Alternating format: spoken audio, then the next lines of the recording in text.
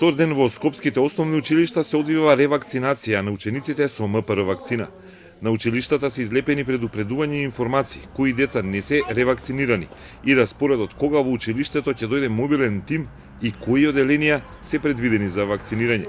Надлежните служби во Министерството за здравство известуваат дека за 2 дена извршиле вакцинирање во 9 скопски основни училишта.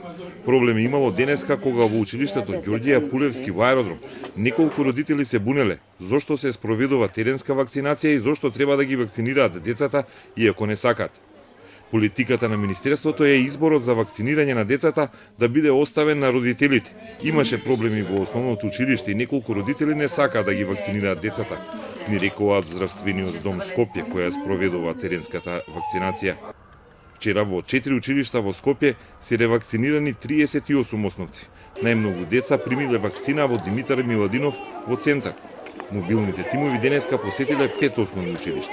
Министерството и надлежните имунизацијски служби првин прават список со деца кои не ја примиле ревакцината за МПР.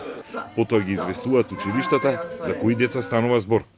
На крај родителите треба да потпишат согласност и добиваат известување кога ќе се врши вакцинирањето. Во известувањето се наведува дека децата треба да бидат здрави, да носат со себе здравствена книжка и да бидат во придружба на еден родител.